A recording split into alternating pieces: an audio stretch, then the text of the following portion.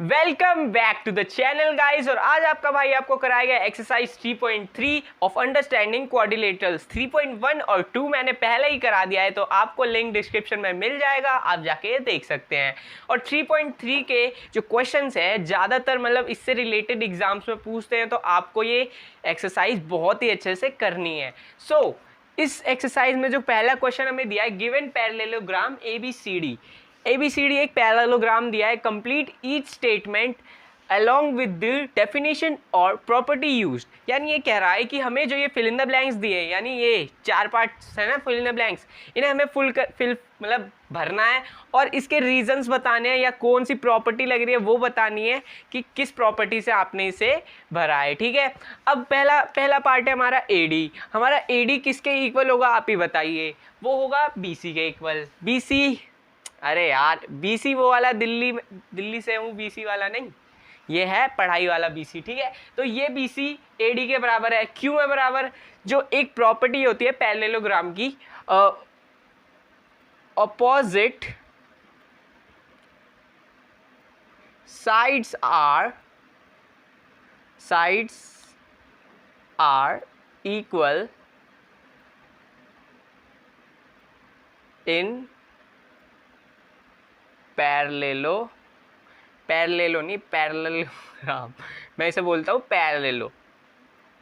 ठीक है, नाउ अब ये पूछ रहा है एंगल DCB यानी ये एंगल पूरा किसके बराबर होगा? तो ये होगा एंगल DAB के। बताओ क्यों? सेम एंगल DAB के क्यों होगा? सेम जैसे अभी हुआ, बस वहाँ साइड्स के जगह एंगल लिख दो, यानी अपोजिट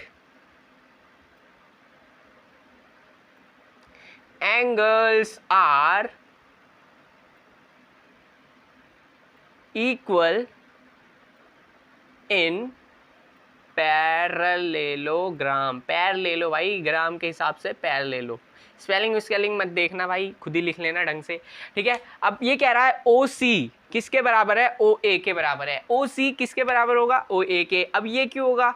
क्योंकि जो इसके जो डायगोनल्स होते हैं ना, दोनों डायगोनल्स वो एक दूसरे को बाइसेक्ट करते हैं, यानी दो हिस्सों में बांटते हैं। अब दो हिस्सों में जो चीज़ एकदम बराबर बटेगी तो बराबर ही, यानी ये दोनों बराबर है, OA और OC बराबर है। तो जो डायगोनल्स लिख दो, डायगोनल्स। मेरे ना स्पेलिंग पे मत जाना क्योंकि मेरी थोड़ी इंग्लिश कमज़ोर है। Diagonals bisect each other in parallelogram।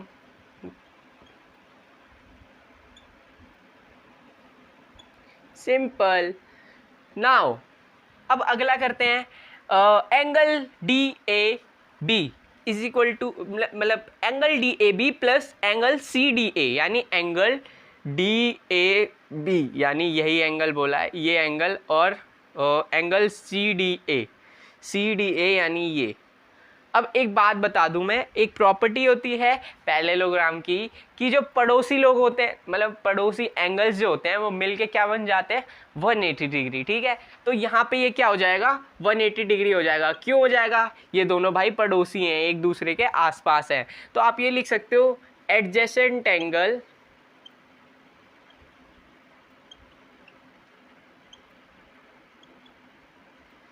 Of parallelogram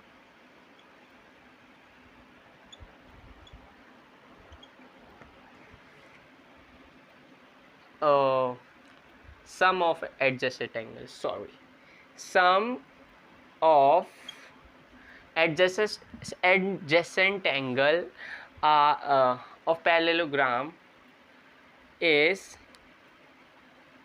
180 degree. Simple, ये है reason. Sum of adjacent angle of parallelogram is 180 degree. तो ये था हमारा फर्स्ट क्वेश्चन। बढ़ते हैं हम अगले क्वेश्चन की तरफ। तो नेक्स्ट क्वेश्चन है अपने पास क्वेश्चन नंबर सेकंड में हमें एक पैरेललोग्राम ही दे दिया है।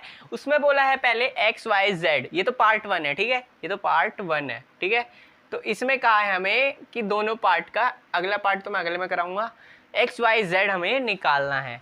तो इसमें XYZ निकालना बहुत ही आसान है। पहले तो एक बात देखो, 100 जो डिग्री है, यानी एंगल B जो है प्लस एंगल ए कितना होगा, कितना होगा भाई 180। अब बताओ क्यों, पिछले क्वेश्चन में ही कराया था, सम ऑफ पड़ोसी यानी sum of adjacent angles of parallelogram, यार मुझे तो एक स्पेलिंग नहीं आ रही पैरेललोग्राम की, इज 180 डिग्री। तो एंगल बी हमारे पास क्या है 100 और प्लस एंगल ए हमें नहीं पता वो कितना है, इज इक्वल टू ये दोनों मिलके कितने हैं 180। तो एंगल ए कैसे आ जाएगा, एंगल ए आ जाएगा इनडायरेक्टली 80। कैसे, ये हो जाएगा 100 वहाँ प्लस है तो यहाँ माइनस का डिग्री और ये आ जाएगा 80 डिग्री एंगल ए। ठीक है, अब सिंपल सी बात है, एंगल ए क्या है z, तो z कितना हो गया भाई, z हो गया 80 डिग्री। अब एक बात बताओ, अब मैं ना पहले डायरेक्ट लिखता हूँ, ठीक है, z is equal to x is equal to 80, ठीक है, और angle b is equal to angle d, ठीक है, सॉरी एंगल d, और angle d is equal to 180 जो कि है y का वैल्यू। ठीक है, अब ये क्यों आया, एक ही रीज़न है दोनों का, तो एक साथ लिख रहा हूँ मैं ताकि आपको बोर ना लगे। तो एक साथ क्या लिख रहा हूँ मैं कि जो opposite angle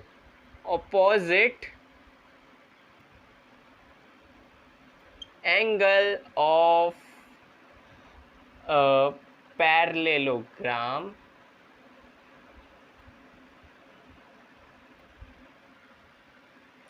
are equal, simple. तो ये पार्ट होता है खत्म, बढ़ते हैं हम अगले पार्ट की तरफ। तो सेकंड क्वेश्चन का सेकंड पार्ट अपने पास ये रहा, और इसमें हमें निकालना है एक्स वाई जेड। तो एक बात बताओ 50 डिग्री प्लस एक्स कितना हो जाएगा, 50 डिग्री प्लस एक्स। अब यार बार बार बताऊंगा तो आप भी बोर हो जाओगे और मैं भी। सम ऑफ, इसका प्रॉपर्टी क्या है, सम ऑफ एडजेसेंट एंगल इज 180, ये 1 है 180 डिग्री। तो x हमारा कितना आ जाएगा, x is equal to 180 minus 50, तो ये आ गया x 130। तो एक बात बता दूं, x is equal to Y भी हो जाएगा, x is equal to z भी हो जाएगा। अब बोलोगे कि क्या पता सेम रीज़न हो तभी ऐसे लिख रहे हो, नहीं भाई दोनों के इस बार अलग रीज़न है, पिछले क्वेश्चन की तरह ये नहीं है। तो ऑपोजिट एंगल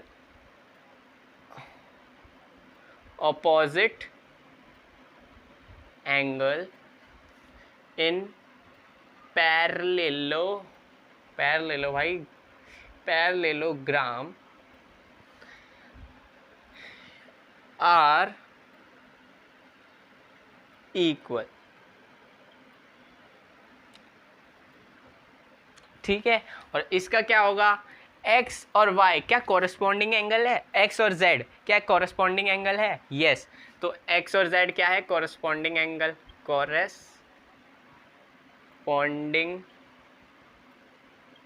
एंगल।